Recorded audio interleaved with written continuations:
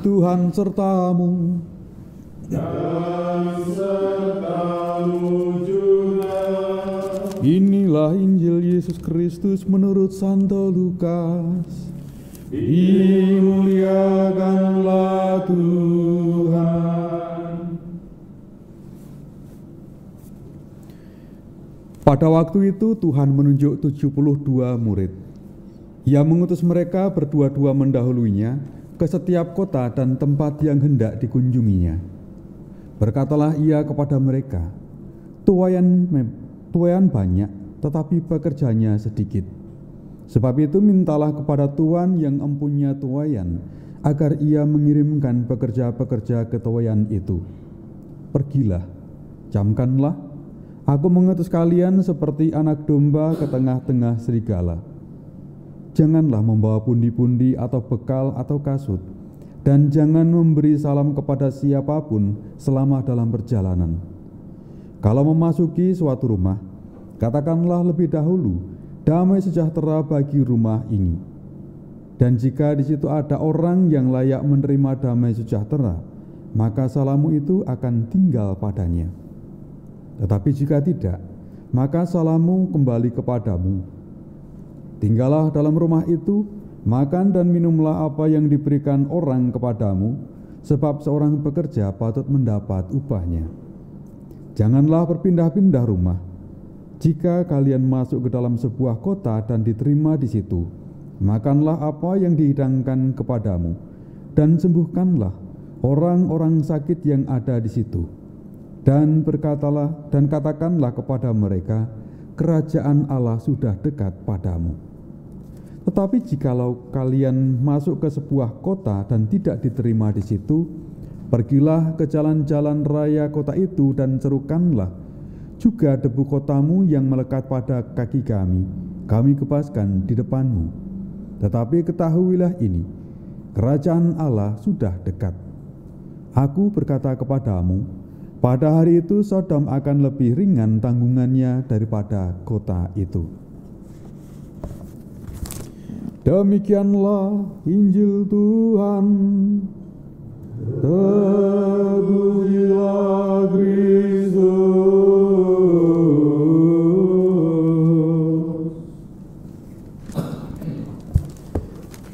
Saudara-saudara yang terkasih dalam Kristus, kalau untuk sebagian orang, kalau misalnya diminta atau diberikan kesempatan untuk jalan-jalan, atau dalam bahasa orang muda itu kerennya touring atau mungkin healing, lepas apakah istilah itu benar atau tidak terkait dengan apa yang dipraktekkan itu, orang akan begitu senang dan menikmati perjalanan kegiatan itu.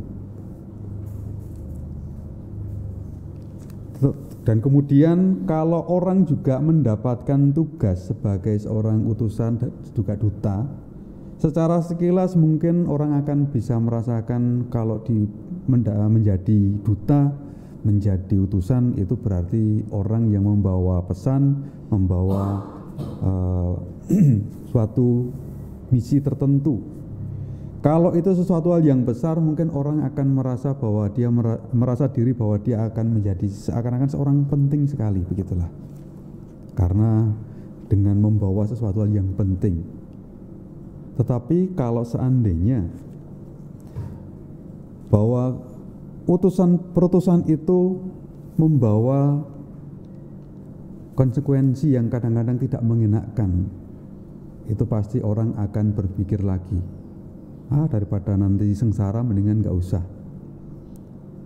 Saudara-saudara yang terkasih, dalam bacaan Injil hari ini, Tuhan itu menunjuk 72 murid. Dengan ditunjuk pun itu berarti menjadi satu kelompok, anggota kelompok yang juga dikatakan bisa saja istimewa. Karena hanya 70, tidak lebih dari itu. Walaupun sebenarnya dalam konteks budaya Yahudi ketika itu, angka 7 dan kelipatannya itu adalah angka sempurna.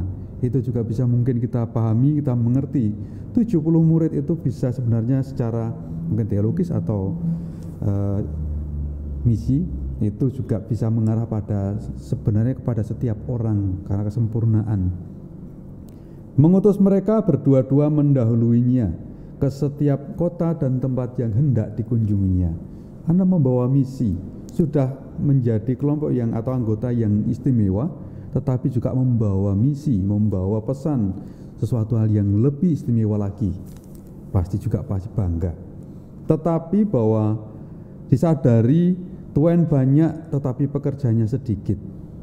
Saudara-saudara yang terkasih, maka sekali lagi kalau orang mengetahui tugas misi itu dibarengi dengan konsekuensi yang tidak mengenakan, orang akan berpikir lagi, berpikir ulang, atau mungkin bahkan seakan-akan tidak mau mendengarkan.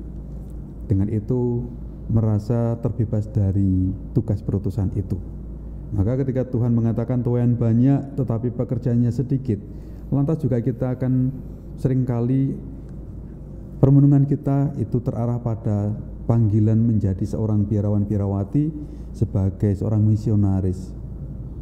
Tetapi kalau kita mau merenungkan secara lebih dalam bahwa tuan banyak pekerjaannya sedikit, itu sebenarnya ketika kita kaitkan dengan penerimaan sakramen dalam diri kita, dalam keanggotaan kita sebagai gereja, maka ketika kita dibaptis, maka juga di sana kita juga mengemban tugas perutusan juga. Ketika dibaptis, ketika kita ikut ambil bagian dalam Ekaristi dan juga Krisma, maka kita pun juga mendapatkan tugas perutusan. Maka ketika ada orang yang mengatakan bahwa misionaris itu hanya dikenakan kepada setiap orang yang dipanggil secara khusus sebagai biarawan-biarawati atau sebagai seorang imam, maka ketika kita merenungkan secara lebih dalam bahwa tugas perutusan itu menjadi seorang misioner, menjadi seorang pewarta, itu juga kena kepada kita sekalian. Karena dengan dibaptis kita juga diutus juga di sana. Ketika kita mendapatkan pengurapan untuk sakramen Krisma, kita juga diutus. Ketika kita merayakan perayaan Ekaristi, kita pun juga pada akhirnya diutus. Maka ini sebenarnya kena pada diri kita, setiap orang Kristiani, seorang Katolik. Maka Bapak Ibu saudara-saudara yang terkasih, kendati pun juga demikian, disadari bahwa seakan-akan tuayan banyak tetapi pekerjaannya sedikit. Hanya yang satu menjadi pertanyaan bagi kita, tuayan banyak, pekerjaannya sedikit. Mengapa pekerjaannya sedikit?